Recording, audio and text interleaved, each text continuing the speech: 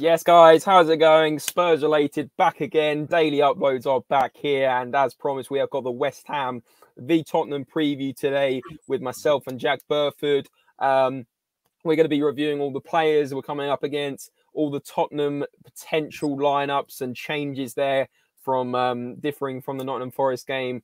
And of course, we'll be doing our score predictions as always. This is an offline video, so if you are commenting on the premiere, we aren't ignoring you. We're just doing this one offline because it's going to be a bit of a shorter video. And let us know if you like the shorter video ideas and if it fits with your schedules better. So let us know.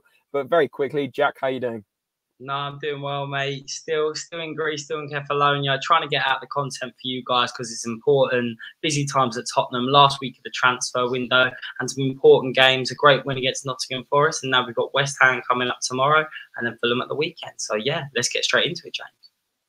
Absolutely love it. And like I said, guys, if you do enjoy these videos, comment below, smash a like and subscribe. But let's get straight into things. Let's not mess around today. Jack and myself have picked out 3 West Ham players with a bonus player as well to who we think could be ones to watch for the Hammers tomorrow. And none other than Jarrod Bowen, who had a great season last season under David Moyes, was their top scorer. And I mean, hasn't scored yet in the Premier League. They've only scored 1 Premier League goal, I believe. But Jack, what do you expect from Jarrod Bowen tomorrow night?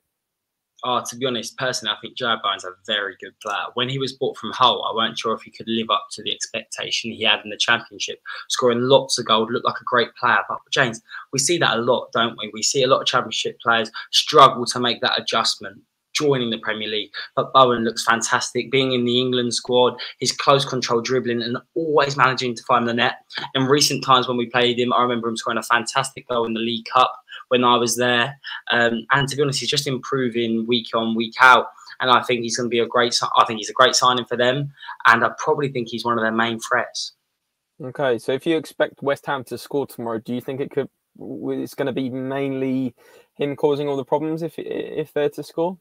To be fair, they've got a few good players now, so it can come from anyone. But his creativity, it takes someone, do you know what I mean? We have to focus a lot on Bowen. He's not someone you can just give that space to run into. So we're going to have to be switched on to deal with him. I do think he's probably their main threat for me. I think the midfield battle is going to be pivotal, and I'm sure we're going to talk about that. But as a standout player, someone with that star quality, I think Bowen is the main guy for me. Okay.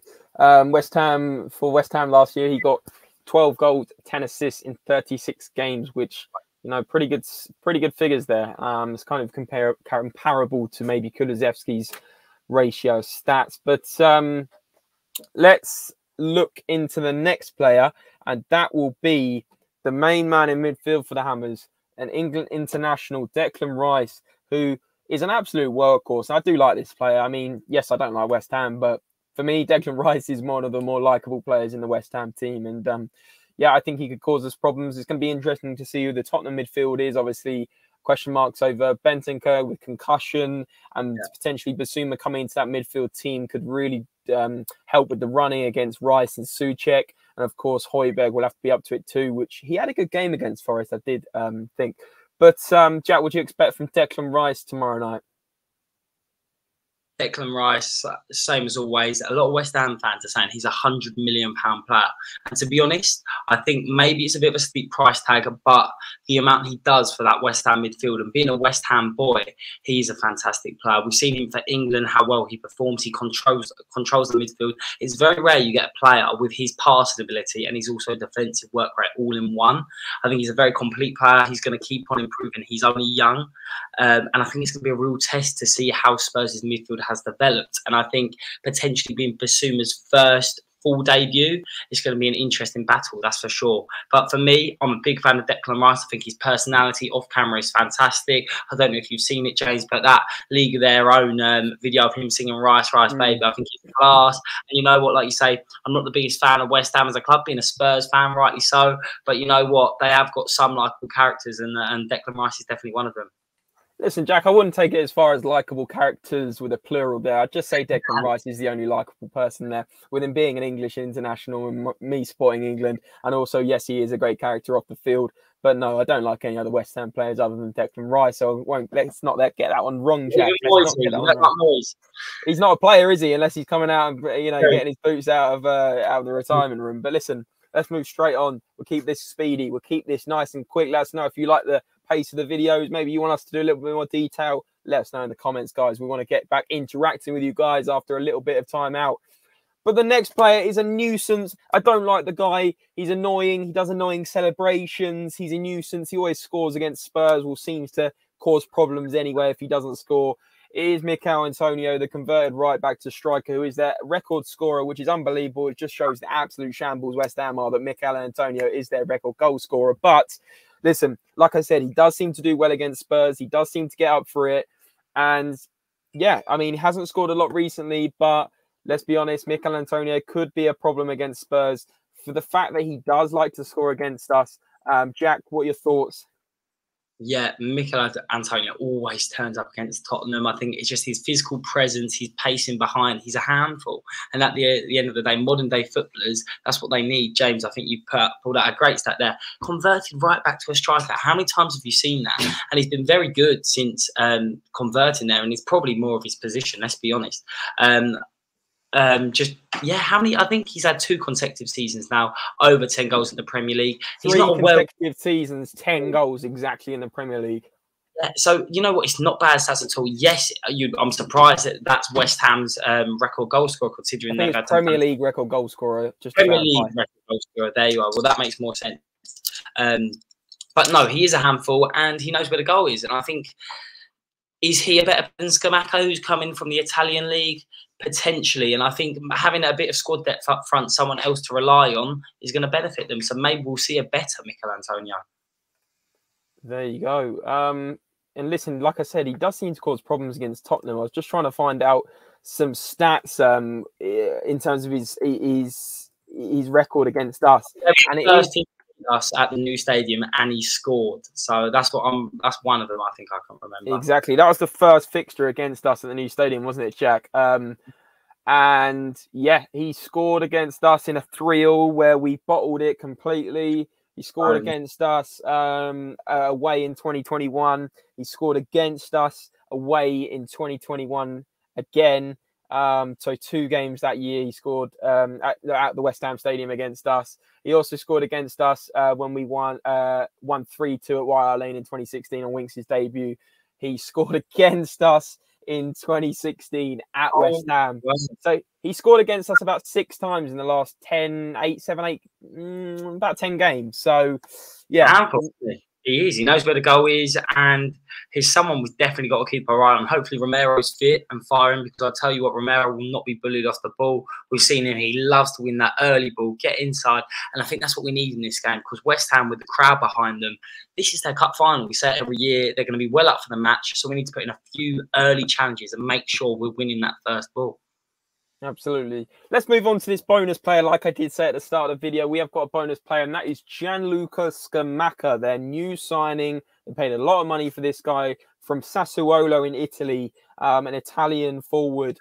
He is technically kind of replacing Haller, who they got rid of a season ago. And to be honest with you, I didn't know too much about this guy other than the fact he scored 16 goals in Serie A last season in 36 games, pretty much a goal every other game.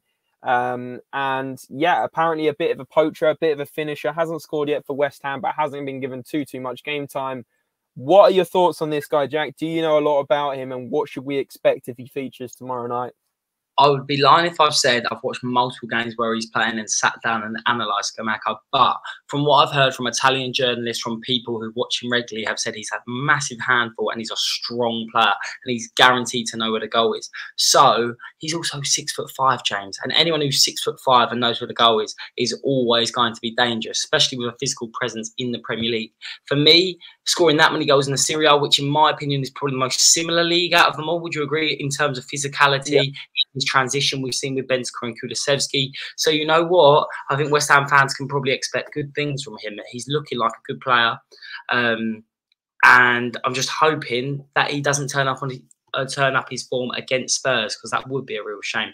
But no, from the looks of things, West Ham have got a good player with Paqueta joining them as well. Maybe they're going to start to rediscover the form that got them into Europe last season and in the semi-final in Europe. So, yeah, time will tell whether he is the player that he was in the Serie A. But no, it's going to be interesting to see how he gets on. There you go. 4 Premier League games. He's only featured off the bench 3 times and only started 1 time, I believe. So, yeah, but in the Europa Conference League, which I believe was 2 qualifiers against Viborg, he did score in both of those games. So then again, he is on form in Europe. So we need to be careful if he does start, but I'm not too sure he will start. Great. Well, that's a 10-minute little preview of West Ham. Let's quickly get into the talking points about Tottenham before we then give our score predictions. So this is a slide I've made in terms of Richarlison and Son. It's the big talking point in terms of the starting lineup. Richarlison coming on. Great Travella cross to Kane, secured us the win 2-0, played amazing, did the keepy-ups, bit of S-housery, if you like, and the Spurs fans are loving it. The Spurs fans are absolutely loving it. I saw he replied to a tweet from Didier Hamann, who he said cry more. And he's done it twice now. He's done it twice. He's also sent Carragher the eyes on Twitter, making sure that he's watching, and I absolutely love that.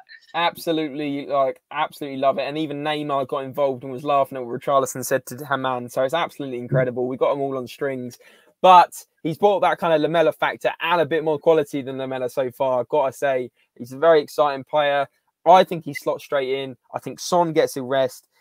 Not that I like seeing that, but I just think he just looks a bit worn out. He looks a bit mentally tired, and he did look really sad when he came off. So I would honestly start Richarlison. And at the end of the day, we've got games thick and fast. Like I said, 7 games in the next 21 days. It's absolutely crazy. So let's get Richarlison in the team. What are your thoughts on this, Jack? Do you agree? I would have said, as of yesterday, I 100% agree, get Richarlison in, especially with the quality he's brought off the bench. But I also think confidence is a big factor, and I think a run of games, and I think as much as Richarlison is chomping at the bit to get a start, I think Son is going to want to prove his quality in such a big London derby to be dropped like that early in the season. I don't know if that will do his confidence any good. And I think if you start him tomorrow, he's going to prove to everyone the quality he possesses, how much he loves playing for Tottenham. And I feel like he could have a real good game tomorrow. So for me personally, also seeing that he's likely to start on Twitter, I'm not saying the best sources, but some people who claim to know within the club, we've all heard that before. But a lot of people are tipping Son to start tomorrow, and I don't think it would be a bad thing, just because we all know the quality he possesses. He's fantastic in front of goal. He's creative. Him and Kane have that fantastic, almost telepathy between each other, and I just feel like he's due a big game tomorrow, and I would like to see him play. And also, with the quality of Richarlison, how well he's playing, with the amount of games coming up, his opportunity is going to come, albeit that be tomorrow or in the future, especially with Champions League coming up next week. So either of them, if they start, I'm going to be happy. But you know what? If I was in Conte's seat tomorrow, I probably would just give Son one more chance. Okay. I mean, I see where you're coming from, not to cause a massive debate now, but I just think when a player looks worn out and a player is lacking confidence, if he then played again and didn't score, morale's just going to dip and dip and dip. You play Richarlison, he's on form when he comes off the bench, and give Richarlison that chance. We've got another game at the weekend. Like, the games are coming thick and fast. Son, it's not going to hurt if he comes onto the bench. Like, at the end of the day, we benched Højbjerg. It seemed to work. He played brilliantly after that. I just think sometimes a player looks like he needs to bench. Son is my favourite player. You guys know that. But I am saying, as a big Son fan, I would honestly bench him this game. I said it about the Forest game. I said, I think he's going to bounce back. I think he's going to come out, like you've just said about the West Ham game. But I was wrong. So I think the right decision now, although it's only 4 games in, is to put him on the bench. He's not like he's out of the team. He's going to come on in the 60th minute. I just don't think it's the end of the world. But maybe I can see why Conte would give him, maybe 1 or 2 more chances. I think it's a good debate. I think a lot of people are in your camp. And how many times have we said, I think Son needs a rest? Never really, because he's always the first man you have on the team sheet alongside Kane. But I just feel like in such an important game and the quality he possesses, just someone who can score from anywhere, whom Son can. Also his creativity, running down the line, making sure their fullbacks are run ragged. I just feel like Son maybe deserves that one more opportunity. But you know what? I can totally see, especially that cross Richarlison put in. It was absolutely delightful, and I can't wait to see more of it. So, no, totally understand where you come from, James, and I think it's going to be interesting to see what Conte goes for. There you go. Cool. Let us know in the comments. Would you play Richarlison? Would you play Son? Let us know. And the final talking point is this man, Bissouma. Obviously, Bentancur has concussion. Doesn't look like he's going to be available tomorrow. Bissouma, it makes the most sense. Pop him in next to Højbjerg. 2 workhorses against Declan Rice and Thomas Souček. What do you think, Jack? Do you think Bissouma starts tomorrow? 100%. Can't wait to see him play. I think Bissouma is one of the signings of the summer from all teams, not just Tottenham. And I think to get him partnering Højbjerg, 2 warriors in the midfield, Bissouma with his technical elegance, and Højbjerg even with his passing range recently that I've been extremely impressed with, breaking the lines, getting those balls into Harry Kane and Kulusevski, finding those options on the wing, like you say, whether it be Richarlison, whether it be Son, just having different options. Every time they look up, you've got quality to pass to, and that's why I'm so excited being a Tottenham fan this season, because I don't see as many weaknesses in the squad. And for me, Bissouma, he's just brilliant. Watching him at Brighton every week under Graham Potter, every time he was one of the standout players, just on and off the ball, fantastic. And yeah, I think a London derby, it's going to be a tough first game for him. But he's the type of player that I think will be up for the occasion. There you go. I fully expect to see Bissouma as well. Couple more things to run through. So injury news for West Ham. Aguerd is not available. Lucas Moura is not available for Spurs. He's injured. Not actually sure what injury that is. I must have missed that one. Jack, do you know why Lucas is injured? What injury is it? I haven't totally heard too much about that. I saw a few transfer rumours, but I don't think that's the case. We all know how much Lucas Moura loves Spurs. I don't think it's anything serious. I did see Conte's press conference, but no, I didn't see like a standout reason for it. Okay. Questionable players, in terms of questionable availability for West Ham: Cresswell groin injury, Dawson thigh injury, Ben Johnson thigh injury, and for Spurs, Brian Hill is out. No real loss there. Ollie Skip, obviously, still with that leg injury, it looks like. And Christian Romero potentially is 50-50 for the game tomorrow. But obviously, did you hear that as well, James? Skip and Romero. But 50-50 still for that game, I think, is fair to say. And obviously, Bentancur with concussion isn't on this list, but I know for a fact that he is also a doubt for tomorrow. Some more information about the game. You can watch the game on BT Sport. Referee is Banks. So I'm not too sure how many yellow cards he dishes out. Maybe you guys know. It's obviously at the London Stadium. It's a 7:45 kickoff. Quick head-to-head stats. Last 5 games in 2020, it was at 3-3. In 2021, it was 2-1 West Ham at home. And then it was a 1-0 West Ham at home. Then it was a 2-1 in the EFL Cup quarterfinals to Spurs. And then we beat them 3-1 in the league. Remember that when Sonny did bag 2 and Kurt Zouma did scored that own goal, which was absolute karma at the time, if you remember. All that's left now is the score predictions, and I'm going to hand it to you first, Jack. What are your score predictions for tomorrow night in the London derby in West Ham's Cup final? Go. Score predictions tomorrow, James. Guys, if you haven't already, check out our Prem predictions from the other day. I'm sure it's already out. And I'm going to stick by my guns. And I'm sure James might go for something different, spice it up. But I am going with a Tottenham 2-1 win. I think it's going to be a close game. As you said, James, West Ham will totally be up for this game. A London derby, a really important game to kickstart our season. Keep up this momentum. 10 points out of 4 games. Let's make it 13. Keep the morale high. Make sure we're putting pressure on Arsenal, who have made a fantastic start. And we don't want them slipping away. Not that they ever will. But it's always important to keep the momentum going. So, 2-1 Tottenham. I'm expecting a big win from the boys. Yep, and I absolutely echo it. Like I said in the Prem predictions, 2-1 for me as well. A tight game, but a well-deserved win. I think Richarlison is probably going to get his goal if he does start. Ooh. And I do think Harry Kane loves to go against West Ham. I'm going Harry Kane. And for them, I could maybe see this Scamacca scoring. We've done a little review on him, and I could see him maybe bagging a goal. But anyway, the most important thing is the 3 points, like Jack said. The 13 points from 15 would be absolute dream start, and I would absolutely be loving life tomorrow. And don't forget, guys, to smash a like on this video. Subscribe if you're new. We will be doing a match review, instant match review, 20 to 30 minutes after full time tomorrow. So do be there. Let us know what you think the score is going to be in the comments below. Share this with your friends. Subscribe if you're new. Jack, thanks for joining me. Anytime, mate. There's only one more thing to do. Come on, you Spurs!